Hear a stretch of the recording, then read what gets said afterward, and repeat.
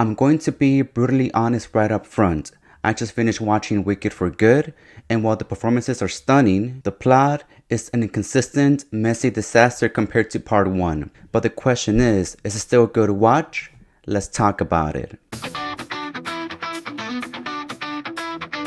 Wicked for Good was directed by Jon M.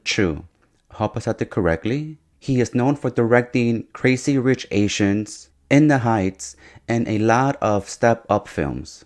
Wicked for Good adapts the second half of the play Wicked. It's also loosely based on the film The Wonderful Wizard of Oz, and the events on this film act as a prequel to that movie. Several years after defining the Wizard of Oz, Elphaba, now known as the Wicked Witch of the West, remains in exile, while her former friend Glinda has risen to prominence as Glinda the Good. With an uprising building, the two must confront their past, reunite, and face the choice, change themselves and all of Oz for good. It's clear as day that all of the fans are going to enjoy this film. The theater room that I was in, they were all having a blast. Everyone in there were clapping, sobbing, cheering, just overall having a great time. And I gotta say, I'm very lucky to have experienced that. I had a good time as well, but the plot this time was not as strong as part 1. And if you agree, please subscribe, and if not, let me know why in the comments below. I actually saw part 1 right before seeing part 2, and that was my first time watching it, and I really liked it a lot. This actually erased the hype and expectation for part 2. I mean, after all, it is from the same team. I needed to catch a late night screening due to everything beforehand being sold out. I know for a fact this movie is going to kill it in the box office. And hey, money talks, so maybe they will make a part 3 in the end. Do you think this movie is going to make about $1 billion or at least be near that? Part 1 made $759 million overall worldwide. And from that, domestically it was around $475 million. And I have a feeling it will at least reach about $150 million worldwide. I don't usually watch musicals or plays. The last play I saw was Harry Potter and the Cursed Child. And aside from Wicked Part 1, the closest I've gotten to musicals have been Disney movies. And the last true musical that I actually saw that I liked a lot was Sweeney Todd, the Demon Barber of Fleet Street. Well, I take that back. The last musical in theater that I saw was Joker Fully Suck My Balls, but that movie was horrendous. Total waste of $30 there. Anyways, back to Wicked for Good. And apparently, all of the vocal performances for the musical numbers were all recorded live on set. The production team planted 9 million real tulips around the Munchkinland set to give it an immersive scale. The yellow brick road in the film was paved with actual real mud, not just CGI or fake materials. And also, over 1,000 costumes were made for the two films. The studio, Universal, truly went all out for this production. The scale was enormous. But for now, let me go over everything that I liked about this film. The vocals here are just mesmerizing. Cynthia Erivo and Ariana Grande were just too good at their parts. And to top it off, to know that it was all recorded live on set, damn, talk about perfection. The chemistry between Elphaba and Glinda truly helped this film. They have some amazing scenes together.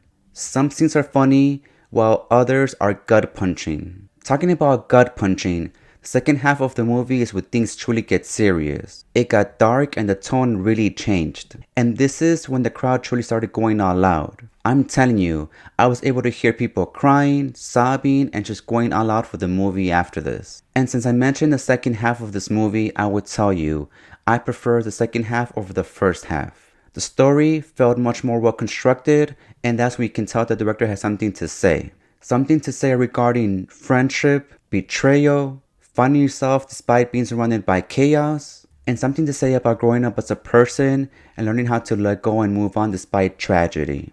This movie comes to show you that people will attach onto anything if they are under pressure and scared. Seeing Wicked Part 1 and Part 2 back to back helped me appreciate and fully understand why the play is so popular and successful. All of the performances were just stunning. But another character that stood out to me the most was Fiyero, played by Jonathan Bailey. And that's all I can say without going into spoilers. I have not seen The Wonderful Wizard of Oz in years, but seeing certain things connect from this movie to that film was pretty neat to see. The following characters were clearly shown in the trailers, but seeing the Cowardly Lion, the Tin Man, the Scarecrow, and Dorothy was just great. And I really like how they chose not to make Dorothy one of the main characters here. It's all about Elphaba and Glenda either way. And showing more of Dorothy, which is honestly take away from all of that.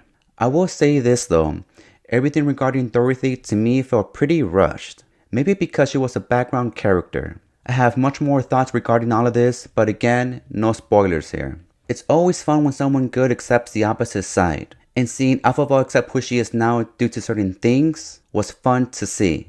I did enjoy a lot of the flying scenes. It made me think of Harry Potter right away. And the action here was pretty top notch at times. This movie has action, comedy, heartful moments, and a great ending. That final shot in the film was just beautiful. And again, people around me were crying. The ending truly stuck the landing for me, despite the inconsistency and messy plot. From the first half, that is. But for now, let me go over everything I didn't like at all about this film. Throughout the first half, I was thinking to myself, well, everything good from part 1 is thrown out the window. And by that, I mean the smooth like butter plot and writing. It was all gone.